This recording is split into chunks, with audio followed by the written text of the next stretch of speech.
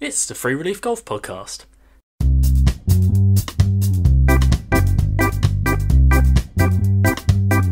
Thanks to the Blue Wire Hustle program, this is the place where listeners can explore the hidden cost of elite amateur golf. It'll always cost nothing to get some free relief, so let's get on with it, shall we? Hello and welcome back to the Free Relief Golf Podcast. I'm Freddie, and as always, I hope you're safe and well. This episode is the third in a series of episodes that I initially set out to do when I first created the Free Relief Golf Podcast. Last year, I played in some tournaments, and I'm looking to outline the cost of playing in those events and report back to you, the listener, so you can get a first-hand experience of what it would cost you to do the same. There's plenty to cover, so let's get straight into it.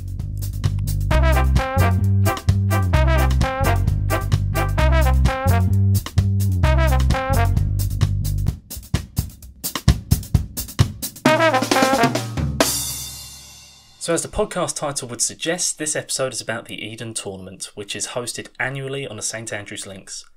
For the 2021 edition of the Eden Tournament, my friend James came up from Essex to play for the first time, and he stayed with me for the duration of the tournament week.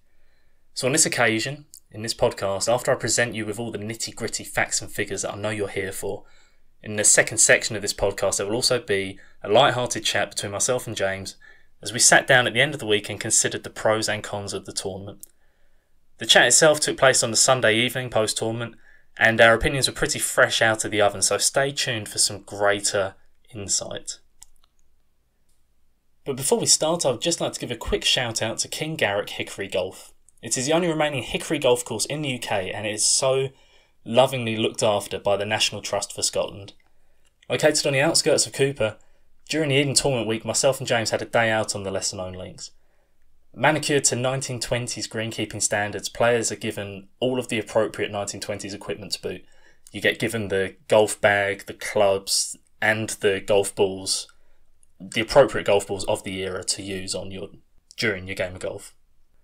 Our host was excellent at explaining the history of the site and how best to use the alien equipment, and after the golf shoot even provided us with ginger beer and shortbread, which when consumed on a sunny summer's day, it just felt like a total dream when we were there. The only thing I would say about King Garrick Hickory Golf is that the place lacks a driving range to be able to practice first before tackling the course itself. I only say this because it'd be useful because the rough is kept very high, which whilst probably very authentic could prove frustrating if you've never used hickory clubs before and send the ball sideways for the first few holes. Myself and James like to think we're decent golfers, but we both lost plenty of balls as we adjusted to the new equipment. So for lesser golfers, that could be a turn-off. However, the total experience was unrivaled, and indeed everything at King Garrick is set up for, as they put it, a good old-fashioned day out. We paid £45 per person for 9 holes. There is the option of paying £60 per person for 18 holes. We found that 9 was enough, and I'm not sure we would have had enough golf balls for 18 either. But it's been closed for the winter and it opens up again on March the 1st, 2022, and I think myself and James would both agree that it is well worth a visit. Get yourself down to King Garrick Hickory Golf. We had a great day there. But this podcast is about the Eden Tournament. What is the Eden Tournament? Well, in 2021, it took place on the week of the 8th to the 13th of August. I believe in 2022, it's the week of the 7th to the 12th of August. That's Sunday through Friday. So what is the Eden Tournament? Well, at its core, it's a WAGR, a World Amateur Golf Ranking event, which is comprised of both stroke play qualifying and match play elements. You can enter with a handicap index of 15.4 or better, with entry capped at 240 competitors. Now, granted, that doesn't sound like a very elite tournament, but this is because of those 240 competitors, the first 120 places are allocated based on time of entry, which is normally a matter of minutes or even seconds if you speak to some of the guys. Some people get their entries in within 6 seconds, if that's even believable.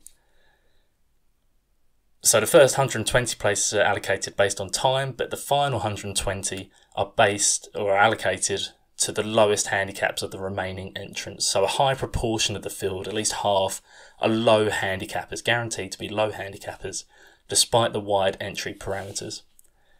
Now, pre the World Handicap system, the required handicap was around high 2 point somethings, low 3 point somethings. That would get you in. But for the Centenary Eden tournament in 2019, this lowered to around the high 1 point somethings because there was such high demand to play in the competition. But now we have the World Handicap system, it's anyone's guess what handicap it will take to get into the field this year. But approximately a handicap of 2 should get you in, so you can enjoy the week. To give you a rough idea of field strength, before the introduction of World Amateur Golf Ranking Power Rankings, the Eden tournament was normally between an F and a G ranking, and if you've listened to previous episodes, which I know you have, the Links Trophy was an A, Tennant Cup was a D, and it works its way down alphabetically. So F or G is below those events, but it's still a world ranking event. £140 entry in 2021 is up to £150 for 2022, and the closing date for entries is Thursday the 3rd of March. But what do you get for this kind of extortionate entry fee on the face of it? Well, we're going to go through the golf, the merchandise and the food as per usual. So let's do it.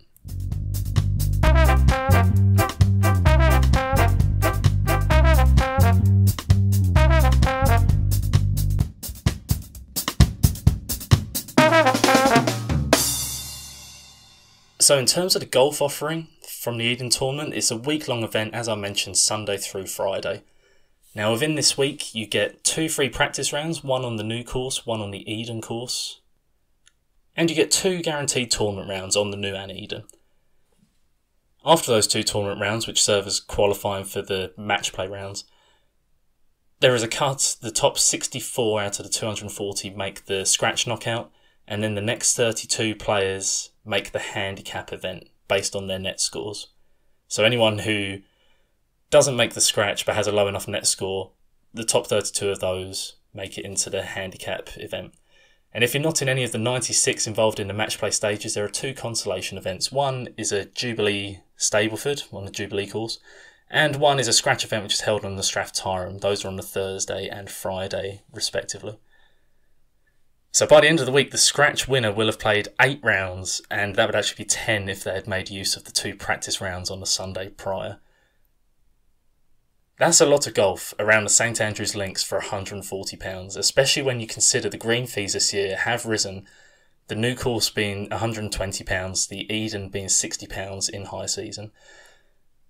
And also in terms of just the consolation events, the Jubilee is £120 and the Strath Tyrone is £40. You add all of that up, that's £340 worth of golf if you just had 1 round on each and you're getting multiple. So just in terms of green fees, you are getting value for money at the Eden tournament. Now in terms of the practice area, everyone is entitled to practice at the Links Academy. That's the short game and the driving range. The balls available being Callaway balls, nice yellow ones, nice and garish, but every Eden tournament competitor is given a swipe card at the beginning of the week which has credit for 150 balls on it, so it can be used across the week at any point. So that's all your golf, and I think you'll agree that's pretty good value. A lot of bang for your buck. And in terms of merchandise, you've got the standard stuff. There's tee pegs available with the starter whenever you're teeing off in a qualifying round or indeed a match play round. And normally there is a garment with the Eden tournament and whatever year it is logo. As I mentioned previously, this is my 4th Eden tournament that I played in 2021. And in the past there's been gilets and jumpers and sweaters. I think in 2021 we were meant to get a sweater, but they got lost in transit. Well, that's a short story anyway. But in replacement for that, we got given a £50 gift card to go use in any of the Links shops to go get any garment that we wanted that suited our own fashion sense, which, stay tuned, that's a tough task. But a £50 gift card, you've already entered for £140, add it to the golf. I still feel that this is a decent return on the entry fee already, and you haven't even experienced the week. In terms of food throughout the week, there were bananas on every first tee, and we discussed possible alternatives to this tradition in our chat later, as James is not a fan of bananas, it turns out. But in addition to that, there's normally an epic barbecue on the Tuesday evening after the qualifying has finished and the draws are made for the knockouts. They're printed out, distributed to competitors over a massive buffet barbecue. Like, it is the stuff of dreams. And I always joke to people when I talk to them about the Eden tournament that I make up my entry fee just in the amount of food I eat on that Tuesday evening. Unfortunately, in 2021, COVID put an end to the barbecue, and again, myself and James discussed this in our chat still to come. However, replacement £20 vouchers were given to each competitor to use in any of the food and beverage facilities available at the links. That was at the Castle course, the Links Clubhouse or the Eden Clubhouse. So you had plenty of menu and venue options, which is always a bonus. Now, normally at this point I would talk about the travel and accommodation necessary to get to the Eden tournament, but luckily for me I stay in St Andrews. Minimal travel was required and I was staying in my usual residence, so we'll touch on this later on after a brief delve into the prizes that are available at the Eden tournament. Now, there are scratch and handicap prizes, but we'll focus on the scratch prizes because that's probably what you're here for. Now, in the qualifying, out of 240 people, there are only prizes for the top 2 positions. First place gets a Victory Cup, which is a glorious trophy. I think anyone would love to win that one. And in addition, first place would get £100 with that. Second place gets £60. This is all as of 2021. But the big money's in the match play. If you get to the quarterfinals, you get a £100 voucher. Semi-finals, £200. Runner-up gets £300. And the overall winner of the Eden tournament, which for the last 2 years has been Alan Dick. Fair play to him. He's played some great golf, and each time he would have won £500. Now, this may have changed since for the 2022 version because of the changes in the rules of amateur status, which I've covered in a previous podcast. You can go check it out. It's a very detailed listen, but nonetheless, all the information is there. But now, because of the rule changes, top prize is now allowed to be up to £700. So we could see that winner's prize at least going up from £500, making the Eden tournament even more worth winning.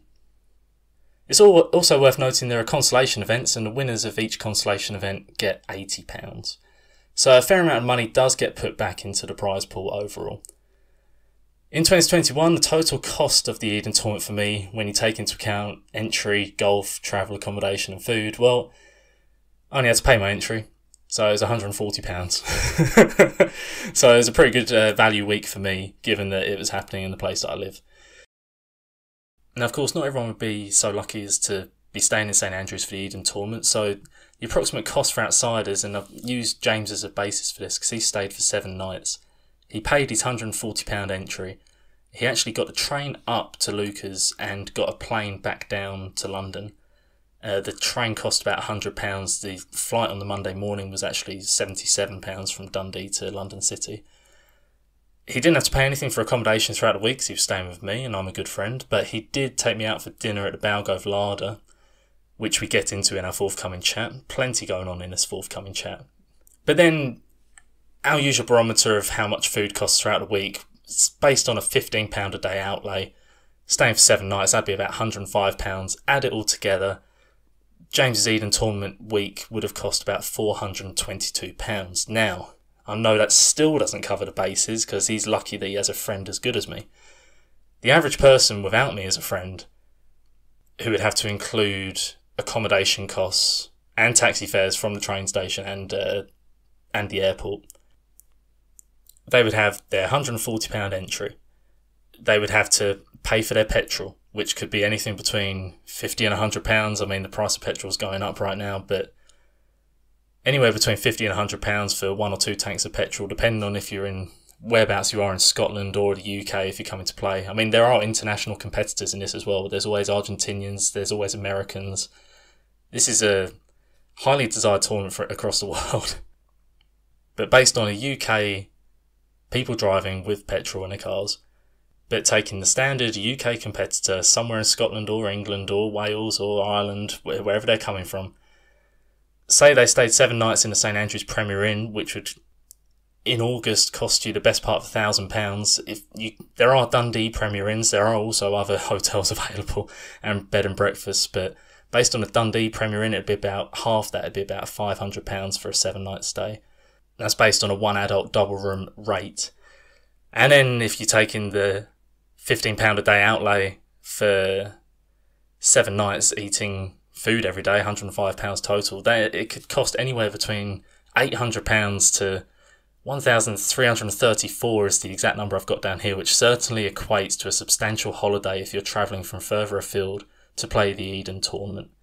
And for sure, that could be a deterrent for a lot of people.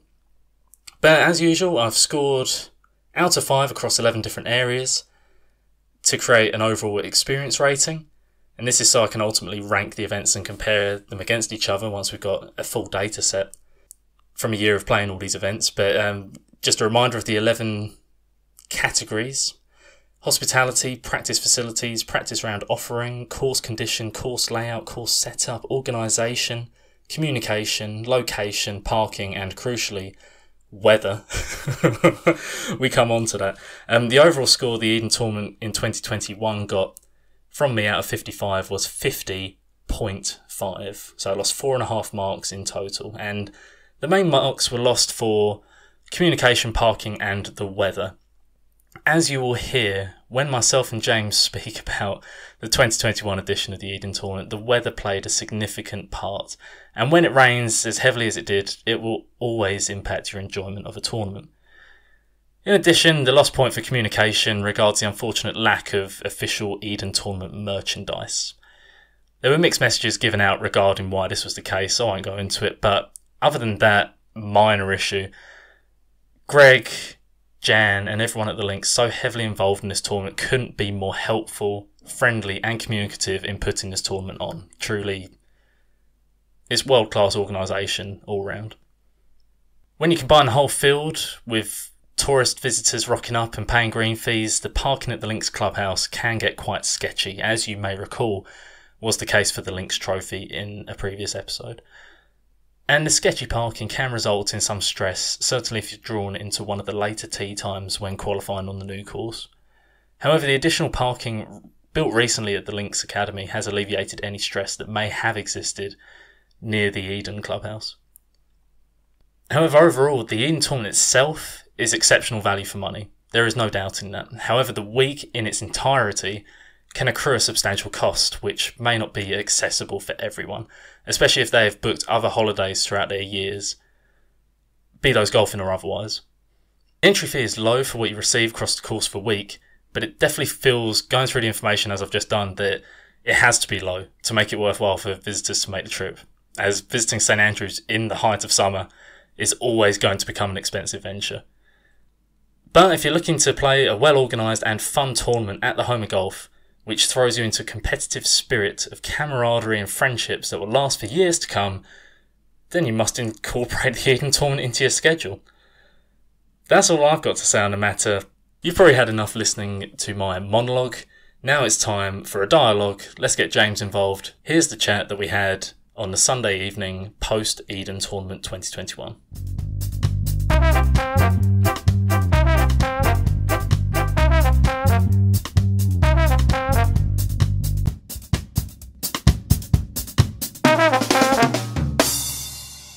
Hello, James. Welcome to the Free Relief Golf Podcast.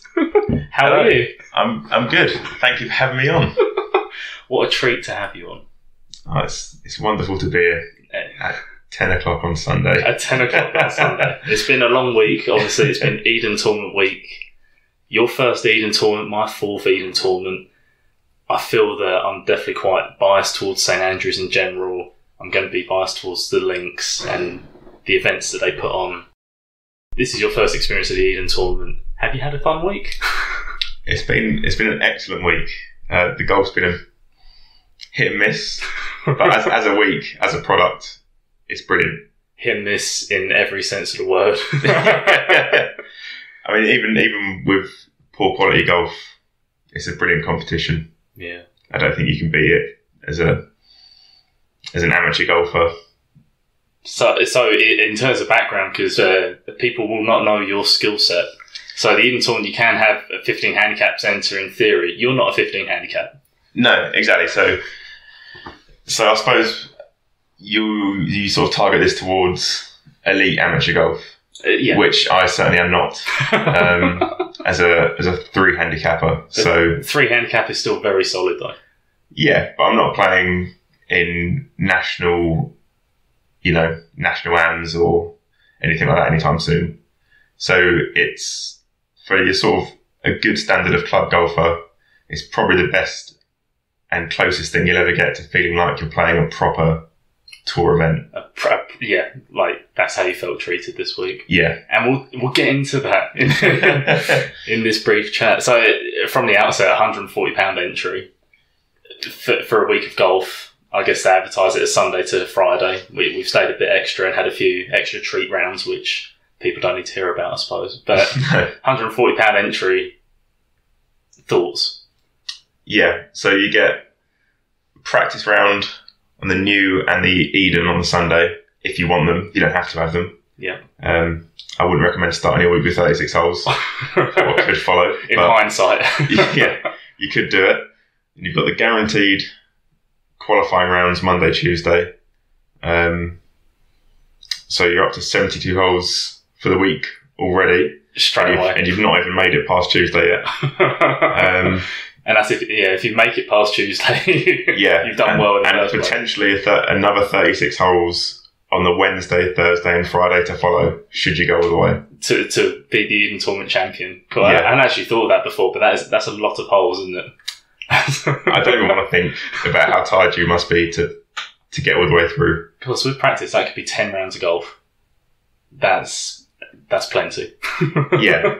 And even if you don't reach the match plays, you have your consolations Thursday and Friday, or even the handicap event if you qualify for that. So, I mean, you're getting at least, 6? Yeah. At least 6 rounds of golf for your £140 on courses that have green fees of somewhere between 50 and 100. Yeah. I don't know the exact numbers. But that is a substantial saving just in terms of the golf, and then... Yeah, you can go around and just stink the place out with your golf. Still have a great week. Just stink the place out. What a lovely image. I love that. Yeah. I mean, you covered our way anyway, and we will get into the consolation events because that's our forte this week. But so how did you work the practice rounds? You said you can have 2. I guess I advised it can be a long week, maybe limit it. How did you go about it? Yeah, so I just played the one on the Eden on the Sunday. I mean, I've already played a couple of the links courses before, so they're not fresh in my mind, but they're not new to me. Pardon the pun. Yeah. I suppose, look, if you turn up and you're a high handicapper, or not a high handicapper, if you're sort of 8 or 9 and you're not expecting to go deep in the match play, take advantage of it, play 36. Get your value for money. If you think you're going to go deep, or you have an expectation that you'll go deep, do not play them. Because you'll be too tired. When you get your 6:30 tee time on Wednesday in the first round of the knockouts, you will not be pleased that you've already played 72 holes. Yeah, exactly. Or if it's raining. Or a combination of all 3. Absolutely. Things can get messy very quickly. Right, okay, so you were sensible with the practice rounds. And then actually, as we went through with the golf, in case you can't already tell from this chat, I made the scratch match play but didn't get very far in it. And you just missed out on the handicap match play? I think so. I'm not exactly sure what the leaderboard was, but I didn't make it a handicap. I was about 6 shots off on the scratch. So I was very much in consolation mode. Love it. A brief mention of the leaderboard. So I've become accustomed to using the Scottish Golf app this week. Oh, yeah. Yeah, the Scottish Golf your story. Thoughts on the Scottish Golf app, having live leaderboards, things of that ilk? I'm a really big fan of live leaderboards as a concept. The Scottish Golf app needs some work. It didn't do too badly, all things considered. I didn't get the constant crashes that some people seem to have. So yeah. I couldn't complain too badly. For just scoring, it was fine. Yeah, exactly. For sticking in the scores. It's worth noting on that the first day, my tee time was 6:39 on Monday. It absolutely chucked it down with rain. And while you're still in bed, while you're still in bed, I'm still not bitter about it. But it's worth noting that the live scoring was basically non-existent because no one wanted to get their phones out in bad weather. And then they gave us scorecards as a backup option, which in the pouring rain, as if that's better somehow. Yeah, exactly. So at that point, it kind of falls down to concept. But I kind of think scoring on the app and a live leaderboard as you score is kind of the future. Like, why even bother with cards? I know at the moment it's like a COVID essential, but yeah. It's a great system, I think, in theory. I definitely agree. So, as part of our kind of golf setup this week, and as part of the entry fee, we got 150 range balls. Did we actually use our entire allocation of the range balls? I certainly didn't. I only went to the range a few times. Just enough to limber up. Yeah, exactly. I didn't get deep enough in the competition to need that many warm-up days. Yeah. But was that an efficient enough setup for you? Were you pleased with how that worked? Is there much to say about it? Yeah, no, I think it's fine, isn't it? 150 range balls is enough unless you want a 2-hour warm-up before you play, which, as we've already sort of covered, you don't need to hit too many more golf balls, because by the end of the week you've hit plenty. You've hit plenty of shots, exactly. And actually, I didn't pay attention to this at all. But Yardage Books, did they give Yardage Books on the first tees for the newly? Maybe they would have done it in the practice round. I didn't get any in the practice round, but maybe I just didn't ask. Yeah, I feel like there was a guy in the starters hut who could have given me one. Yeah. He didn't, but he could have done. Yeah, and they did when I played on the new. Right. No, on the Eden, sorry, they gave me a yardage book and a score. The usual spiel. But not on the new. Not on the new. Again, maybe if I'd have just asked, but it was still raining. Just before I was teeing off, it was still raining quite heavily, so I was fully in stay dry mode. Yeah, I guess everyone was drowned out at that point anyway. Yeah. So it's just. Luckily, when the actual teeing off part came, it sort of eased off. So, isn't that nice? it was nice. It must feel nice. Yeah. So, any other comments on the golf? Well, I guess we have to cover that you won a prize this week. Yeah, the Constellation Stableford. What, as I've always said, the highlight of the week for any serious golfer. Of course. So this was on the Thursday on the Jubilee. On the Jubilee. And how were the weather conditions at that point? So we'd had the rain earlier in the week. Yeah, they were probably about as good as they were a week. Very, very blowy, but it is the links. So it is the links, so you come to expect that. You take what you get. Yeah. No rain. Could be worse. Absolutely. And what did you do on the Jubilee? Tell the people. The people, they want to know. 37 points, playing off 4, so 72 on the... Yeah, past 72. So 75. Good day's work all in all. Absolutely. Played some good golf. Any particular highlights in that round that you'd like to share? I think I'm being driven towards my bunker shot on 17. You are being driven towards your bunker shot on 17. Which featured a very... Some would call it thin. I would describe it as clean strike from the bunker. And it was just dead. It was dead weight once it had hit the floor. But it came screaming out the bunker at probably about 100 miles an hour, smashed into the top of the pin, caught the flag, dropped down 2 feet, tapping par. Yeah. You're walking up the last. Having the opportunity to play with you in that consolation event, because that is what the Eden tournament is about, which you've probably got a sense of this week. It's a social week with some serious golf kind of mixed in between it. But it was nice that we got to play together in that consolation event, and you could show me how to play the links, which was nice. But what was so cool was the back nine of the Jubilee on the day it was playing straight into the wind, and that flag on 17 was so... It was just going in a direction, you just put it straight into the square of the flag, and it just cushioned it beautifully. All the pace off it. For a comfy par 3, and that was clutch. And what prize did you win? So a £40 voucher, which was nice to go with our £50 gift cards.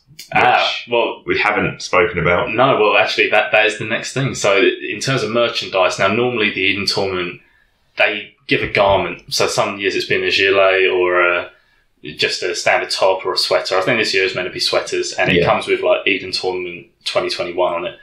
We were told on registering that they were in transit, and then we got an email maybe Wednesday night saying they'd been lost in transit.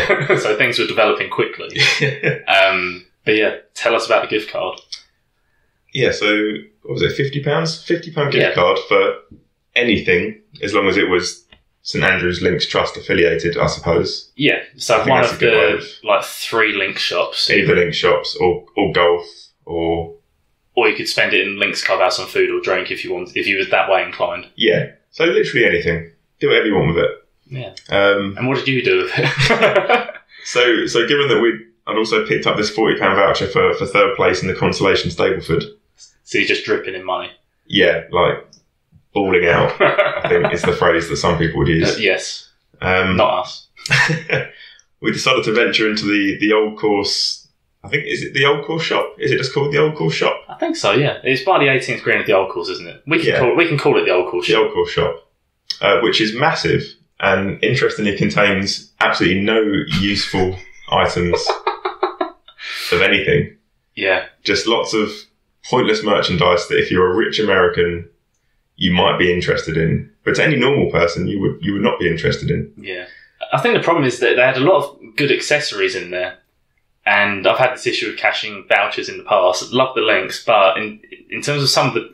I'm not sure who's in charge of bringing in the merchandise. They've got the tartan collection, which I guess you have to have, and we can understand that. But some of the other colour combinations, like Joker-esque, as in the Joker from Batman, like purple and green together. Yeah. Like luminous green. It was a strange combination for one. You have to think who has that job and why they still have that job. But hey, it's not for us to judge. So what did you go for in the end, and how long did it take us to decide? So I suppose half the battle was finding something that £90 was either enough that... How am I going to put this? £90 in that shop is not actually very much. Yeah, I'll bet that. And also, there's not very many things in there that are very nice. So you were battling against budget and the shop. It's just style in general. Yeah. Which took a while. Yeah. It took a while. But we eventually found the gilet, which was passable. It was okay. There you go. For £90. Yeah. And yeah, that was it. And written in the stars. Written in the stars, and it had the Old Course Links logo on it as well, didn't it? Yeah, which is overrated. The logo. We've had big discussions about the Links logo, not the Links. Not the Old Course. The Old Course is excellent. Yeah. The Old Course branded stuff is average in my view. Yeah, and I Could think be better. I think the people must hear it. It has to be put out there. It should be. The template they need to follow, they have to follow, is the New Club, because their stuff is top tier. Shout out the shop at the New Club. We took some friends we made during the Eden tournament, had brunch from Friday morning. They were like, we want to see the shop, and they basically bought the shop, and then you joined in. The New Club shop is better than the Old Course shop in its entirety, and the Old Course shop is massive. And as we demonstrated, you can be in there for an hour and a half and still not really want anything in there. Yeah. I still need to spend my gift card for the record, and I'm probably going to go back and buy some T-shirts. But this year has been the 200th anniversary of Old Tom Morris, and you said those T-shirts didn't look great, but I might still get a T-shirt. But it's £50 for one of the Old Tom Morris T-shirts. Yeah, it's plenty. Steep. If you want a pitch mark repair, we're looking at a tenner. I don't know. It feels like it's contradictory to the principles of St Andrews, where everything is kind of cheap and accessible. It's obviously not a shop for us. No, they're trying to take advantage of the rich tourist. You can't blame them for that. Yeah, but this is no good to us. But you can't blame them for it. Yeah. So kind of with all that said, normally you get an Eden Tournament logoed thing, a garment, and you just collect it on registration. Do you think the £50 gift card is a satisfactory replacement for that, or should next year they go back to the normal arrangement? I'd rather have had a nice jumper, something a bit to remember the week by, like a collectible with the tournament, with the Eden Tournament 20. Yeah, that'd be nicer. I mean, it's good that they gave us something in return, because it would have been easy for them to have just gone, you know. Yeah, sorry guys. Sorry, out of our control. So it's good that we got something. I'd have rather just had the jumper, but yeah, such is life. Life is difficult sometimes. What can you do? And so we covered golf and the merchandise. Kind of one of the other main things we need to cover is the food. Nice touch, which I'd forgotten the Eden Tournament does. Bananas on the first tee. Did you make use of bananas on the first tee this week? I did not. I didn't even see them. See, now this is a thing. This is why I bring it up, because you're not a fan of bananas, which is fair. Like, I don't know if that's a personal. If you want, I can bleep that out. Yeah. But you're not a fan of bananas. What else can they stick on first tees for people of your kind? Because what do we need? What else can we have on first tees except tea pegs and bananas and water? It's a good question. It's one that I've never answered before. What do we need on the first tee? Realistically or unrealistically? Well, what are you thinking is unrealistic? I don't know. I'm not really sure what I meant by that. Free sweaters. yeah. £50 gift cards. Yeah, I'll take Old that. course merchandise. Yeah. But I thought that was a nice touch. They still did that. And obviously you got just an entire fruit basket. An entire fruit, just apples and pears and... Not pears, don't like pears either. Not pears, oh, okay. Just apples. Just apples, there you go, that's my answer. Apples, yeah. When life gives you bananas... Ask to switch them for apples. Request apples, there we go. And so that was just something I'd forgotten about. But also we were given, as a replacement for the barbecue that normally happens on a Tuesday evening, which was a shame because I think everyone was saying it throughout the week. It's a shame because it's a big social tournament. That's kind of the social highlight of it. You get draws given out after all the qualifying's happened. But this year, as a replacement, we were given £20 vouchers. Each competitor was given that to use in any of the Lynx shops. For just food and drink, right? So we could go Lynx Clubhouse, the Eden Clubhouse, or up at the Castle course. What do you think of those vouchers? I mean, they were good. They were useful. Again, it was better that we had them than... I mean, I've never experienced the barbecue as a first-time Eden tournament competitor, so I don't really have anything to compare it to. Yeah. But I've heard nothing but good things about the barbecue. So it's a shame that I didn't get it this year, but maybe next year. And the vouchers were a nice touch because they could have easily just gone, COVID, whatever, not our problem. Yeah, they could easily just wiped it and not replaced it with anything. So it was a nice touch. And actually, Lynx Trophy, I got some Cullen Skink, and I think I still use these on Cullen Skink this year. So, and I got to teach what Cullen Skink was. Classic kind of fishy soup.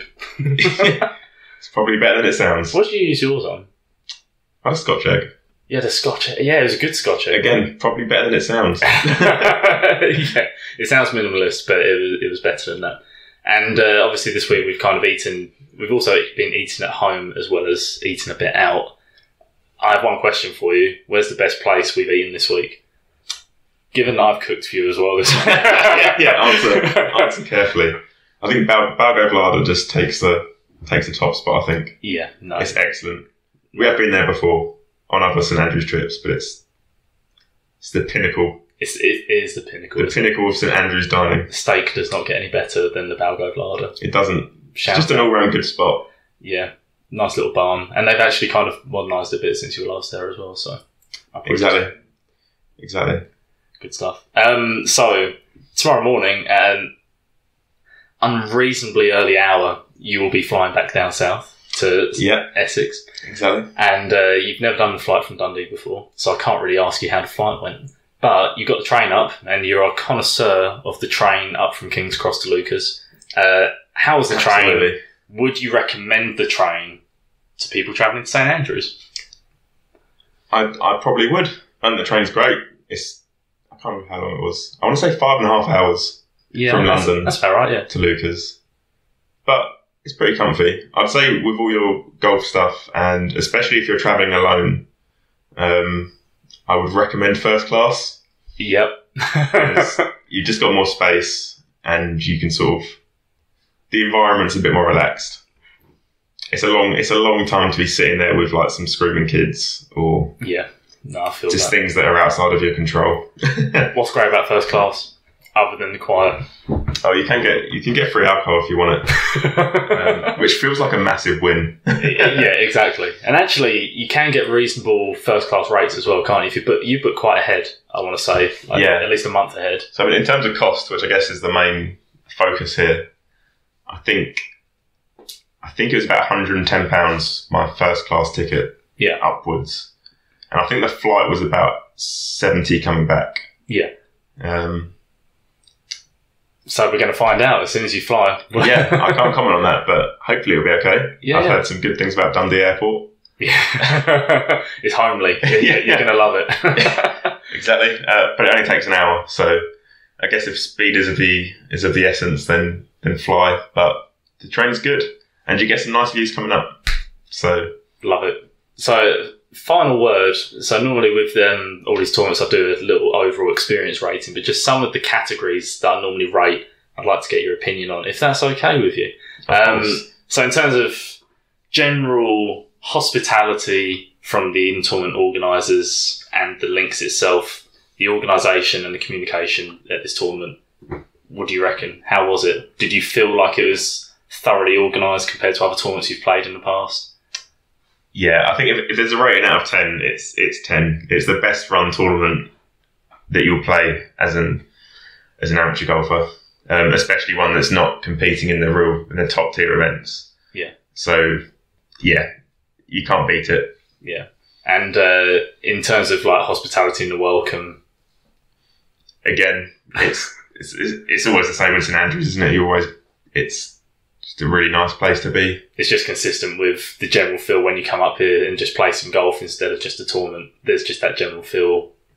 Exactly. All the golf clubs, anywhere on the links, they're all super welcoming. They're all... Yeah. You never feel shortchanged after you've played any of the courses or gone to any of the pubs. Yeah. Great. One thing we haven't spoken about so far is course condition. So how are New and Eden looking this week? I think they're as good as they've ever been. The greens were, considering how much rain there was, yeah, they were pristine. I mean, the weather was not great, and the course stood up to it. Yeah. Even when the klaxon came out Tuesday afternoon. We haven't actually mentioned that. You got caught in the klaxon with the weather delay. Yeah, absolutely biblical rainfall. Describe that, because there are pictures that you took. You were stood on the 11th tee of the Eden. Describe that scene. Yeah, so it's tough, really. Tough to describe. You look back to the town, and it was lovely and sunny, and we were nice and sunny. And then just you looked out towards Dundee, I suppose, and out over the water, and it was just doom. Doom. Impending doom. And you just knew it was coming. And was that when did you see the lightning? I didn't actually see any lightning. We had a couple of big rolls of thunder, and then within about 20 minutes later, all hell broke loose. It bucketed it down. Yeah, my waterproofs were ineffective within about 30 seconds. There was just no... There's no defence. No. The lake or the pond on the 14th of the Eden became like the whole fairway. It was just... Yeah. Yeah. It was Scottish rain. You don't see rain like anywhere else. Special. Yeah. If there's one thing to come up for, it's the Scottish weather. And I guess we've seen all of it this week, because you had all the rain, had all the wind, had some calm days, bit of sun. Yeah, we had the whole sort of the whole spectrum, didn't we?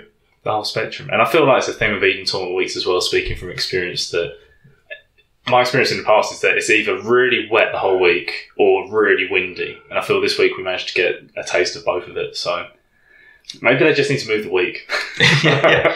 Consider a different timing. Yeah. That might work. It could work. Maybe we'll suggest it to them for next time. James, any last thoughts?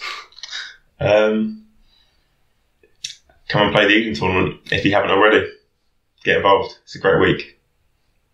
Very good. Nice chatting. Thanks very much. Safe fly home tomorrow. Thank you. See ya.